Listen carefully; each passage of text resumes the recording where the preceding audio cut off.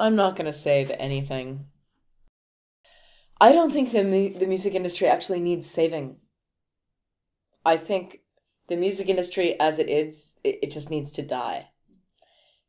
It needs a complete rebuild from the ground up, which is already happening, obviously.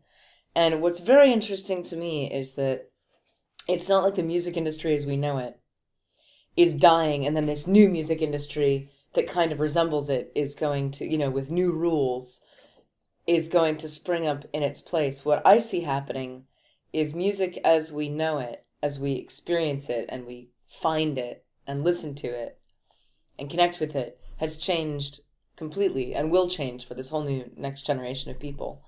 And so, and it's smaller, it's much more empowering to the artists who are making it, because they can directly give, make, and communicate with their fans, unlike the old days where everything had to be giant or non-existent. And everybody is doing it themselves. They're doing it in different ways. But artists are, unfortunately, in some ways, by necessity, having to just simply do their business. The way it used to be. I mean, I think way back in the day, you had to have supporters, you had to have patrons, you had to, go from town to town with your story and hawk it and hope that it sold.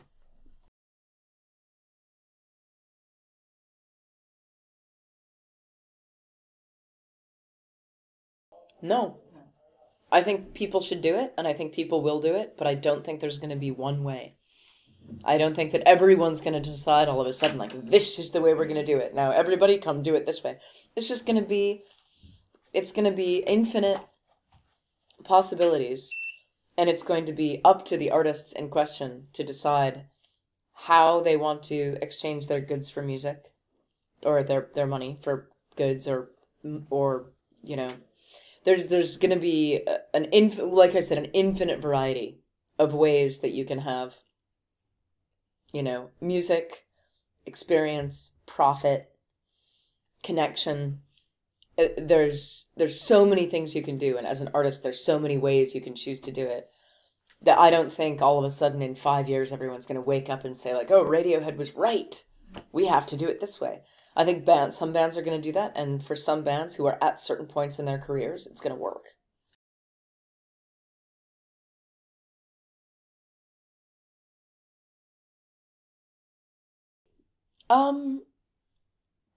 Well, I mean, if that's true, and I could believe that, because that all just starts to sound like semantics, then it's also true for Radiohead and for, any other band out there. Because it's never just about the music.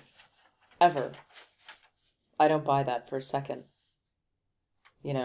Because behind the music is always the people and the emotion and the intention. And when you buy the music, you're buying everything.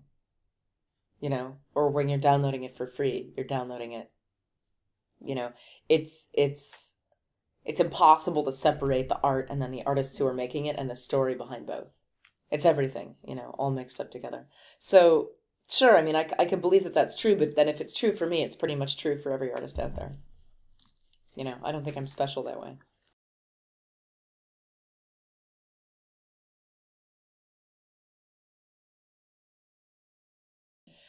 Well, I don't think it's procrastination. It's a choice.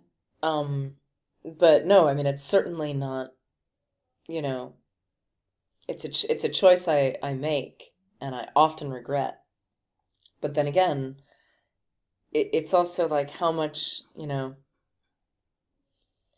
every artist has to make that really difficult decision about how to spend their time. And then there's everything from hiding in a cabin in Bali and just playing your guitar alone to, living in the middle of New York City and doing flash gigs on Twitter every afternoon and, being hyper connected and not spending a lot of time on your craft, your musical craft. So you've got your musical craft on the one end, and on the other end, you've got what you have to do to actually take your music to people and wave it around. And everybody I know, every single artist I know struggles with this question.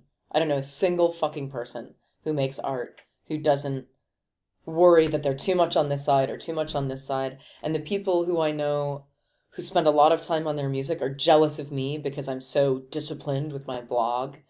And I look at them and I'm jealous of them because they're so disciplined with their playing and they're so, I feel, sometimes so much more passionate about the making and the writing. But we're all looking at each other going like, well, you've got it figured out. No, fucking you've got it figured out. And it's, it's very similar to the thing. I used to talk about this all the time of classical musicians and rock musicians. Always going like, oh, if only I could be like you and just, get on stage and make shit up. And all the rock musicians looking at the classical musicians being like, oh, like we're really ashamed because you're real. And both of these groups of people feeling really insecure, and very few being totally just committed to the idea that it's fine that they happen to be doing this.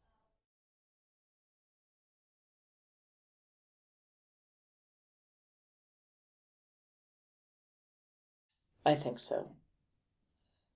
I think so. I think boredom is very important for imagination. But everything changes, right? And so I wouldn't want to sit here and be like this grumpy old person judging the teenagers nowadays for sitting around on the internet all day, because for all I know, their minds are developing creatively in a new way that I never could have imagined because of the constant input and the constant sharing and the constant stimulus and the inspiration that I didn't have because it was just me. And maybe if I booted up my parents' computer, Pac-Man, like really rudimentary Pac-Man, like that was it, and the word processor, no internet, no international connections, no finding fans of the band that I loved. It was just like me and the records, and my thoughts. But I don't think one is good or bad. I mean, I think you get really, really fucked if you look at the world that way, The same way I'm sure my parents looked at me and what I was doing when I was 16 and they were just completely confused. What the fuck is she doing? We don't understand this. But it's just always going to be like that. I can sit here and judge and say, well, these kids are all going to be fucked and they're not going to make good music. And they're not... But actually, it's bullshit. I know a lot of 16-year-olds who are great songwriters and, they practice their instruments. They're passionate about making music, about writing, about making art. And so as long as I see it existing, I can't sit here and preach that there's some sort of like, artistic death going on in the next generation because it's just not true.